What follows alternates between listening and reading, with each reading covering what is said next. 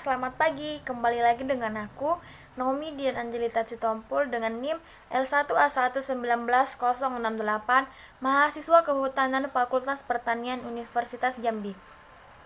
Nah, pada video sebelumnya, kita telah mempelajari tentang perkembangbiakan generatif.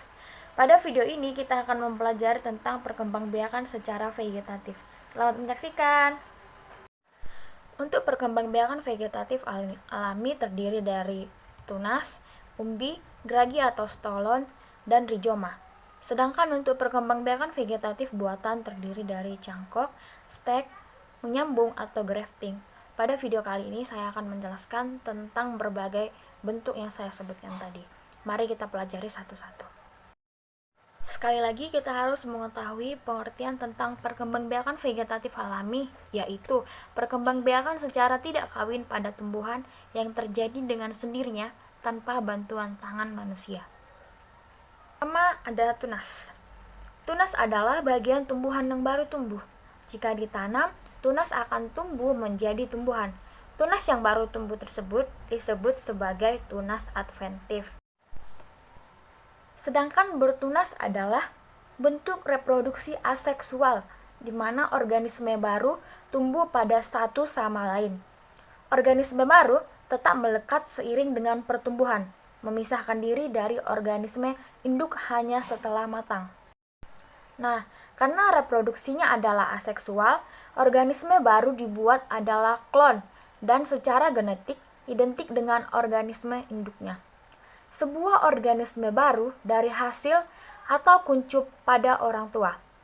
Tanaman yang berkembang dengan tunas adalah pisang, cemara, bambu, dan tebu. Bisa dilihat di bawah ini. Untuk tanaman yang berkembang biak dengan cara bertunas adalah pisang, cemara, bambu, dan tebu. Untuk lampirannya bisa dilihat di bawah ini ya teman-teman. Kita lanjut yang kedua, yaitu umbi. Tanaman yang berkembang biak dengan cara umbi ditanam dari umbi yang keluar akar dan tunas, sehingga tumbuhlah tanaman yang baru. Yang pertama adalah umbi akar. Umbi akar adalah umbi yang terbentuk dari akar. Umbi akar tidak dapat dijadikan bahan perbanyakan apabila tidak memiliki titik tumbuh dan tunas. Jika dilihat dari asalnya, umbi akar dapat terbentuk dari akar. Contoh, bisa kita lihat seperti ubi. Untuk ubi ada disediakan lampirannya di bawah. Selanjutnya, umbi batang. Umbi batang merupakan umbi yang terbentuk dari batang atau struktur modifikasinya batang.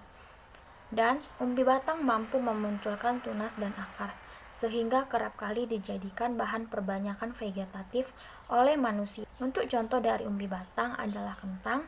Untuk lampirannya bisa dilihat di bawah ini. Yang terakhir adalah umbi lapis. Umbi lapis atau sering kita sebut sebagai bulbus, yaitu merupakan sejenis umbi yang terbentuk dari tumpukan atau pangkalan buah yang tersusun rapat dalam format roset. Umbi lapis dipandang berbeda dengan umbi yang lainnya karena tidak dapat mengakumulasi karbohidrat menjadi polisakarida. Untuk contohnya, umbi lapis seperti bawang. Untuk lampirannya bisa dilihat di bawah.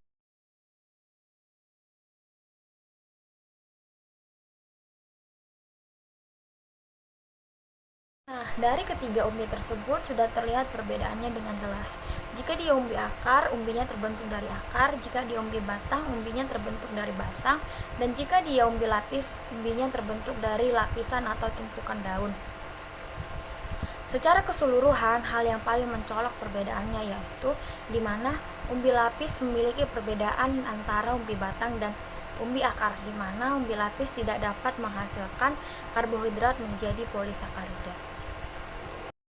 Perkembangbiakan vegetatif alami yang ketiga adalah geragi atau stolon. Geragi atau stolon adalah batang yang tumbuh dan menjalar di permukaan tanah. Stolon tersusun dari ruas-ruas. Setiap ruas-ruas yang menempel pada tanah akan membentuk akar dan tumbuh tunas yang baru dan akan menjadi tanaman yang baru pula. Dan untuk tanaman yang baru tadi akan tumbuh pada ruas-ruasnya dan tidak bergantung pada tumbuhan induknya. Tanaman yang berkembang biak dengan stolon diantaranya adalah stroberi, pegagan, dan rumput kecil. Untuk gambarnya bisa dilihat lebih di bawah dan dapat diperhatikan lebih jelas lagi ya teman-teman. Perkembangbiakan vegetatif alami yang keempat adalah rizoma atau akar tinggal. Rizoma atau akar tinggal adalah batang yang tumbuh menjalar dalam tanah atau sering disebut sebagai akar tunggal, akar rimpang, atau akar tongkat. Tanaman yang berkembang biak dengan rizoma sering sekali kita temui di berbagai tempat seperti jahe, lengkuas, temulawak, kunyit, dan lain sebagainya. Nah, untuk perkembangbiakan vegetatif alami, mungkin hanya 4 yang dapat saya jelaskan dalam video kali ini. Selanjutnya, kita lanjut dengan perkembangbiakan vegetatif buatan. Untuk yang selanjutnya, perkembangbiakan vegetatif buatan. Untuk pengertiannya, perkembangbiakan vegetatif buatan kebalikan dari perkembangbiakan vegetatif alami, di mana perkembangbiakan vegetatif buatan dengan bantuan manusia yang bertujuan untuk memperoleh tanaman baru dengan cepat berbuah atau berbunga dan sama dengan induknya. Yang pertama, cangkok. Mencangkok adalah salah satu cara vegetatif buatan yang bertujuan untuk mendapatkan tanaman yang baru agar cepat berbuah dan berbunga dan mempunyai sifat yang sama dengan induknya. Cara-cara mencangkok yang pertama itu, pilih objek cangkok, ialah bagian cabang atau dahan. Pilih yang usianya tidak rentan atau muda. Dan jangan lupa pilih yang berdiameter kira-kira 3 cm. Yang kedua, keratkan pangkal dahan sepanjang 5 cm, lalu kupas kulitnya. Yang ketiga, bersihkan lendir yang membasahi batang yang telah dikupas tadi hingga kering dan biarkan hingga 1 jam sampai kering juga. Setelah proses pengeringan kira-kira selama 1 jam, balutlah batang yang telah dikupas dengan tanah dan dibungkus dari luar menggunakan sabut. Ikat kedua ujungnya dengan baik-baik. Yang terakhir, pindahkan tanaman atau hasil cangkokan ke daerah gres yang telah disediakan. Untuk mendapatkan hasil cangkokan yang maksimal, jangan lupa untuk menyiram hasil cangkokannya setiap hari. Perbanyakan vegetatif buatan yang kedua adalah stek, di mana stek ini sudah sering kita dengar di lingkungan masyarakat. Stek adalah pemotongan organ dari induk yang kemudian ditanam di media tanam agar menumbuhkan akar dan tunas batang. Stek dilakukan untuk memperbanyak tanaman hias dan tanaman buah seperti daun sirih, anggur, sukut, jeruk nipis, dan markisa. Perkembangbiakan vegetatif buatan yang ketiga adalah menyambung atau grafting, yaitu di mana menggabungkan batang bawah dan batang atas dari tanaman berbeda sedemikian rupa sehingga tercapai persenyawaan dan kombinasi yang akan terus tumbuh membentuk tanaman yang baru. Dan untuk teknik penyambungan tanaman ini bisa kita terapkan untuk beberapa keperluan, yaitu membuat bibit tanaman unggul, memperbaiki bagian-bagian tanaman yang rusak, dan membantu pertumbuhan tanaman. Untuk cara menyambung atau grafting ini, kita dapat membutuhkan 2 tumbuhan, semisalnya tumbuhan A dan tumbuhan B. Untuk tumbuhan A kita potong dari bagian atas, dan untuk tumbuhan B kita potong dari bagian bawah. Yang selanjutnya, tanaman A yang tadi dan tanaman yang B disambungkan dan kemudian diikatkan dengan tali.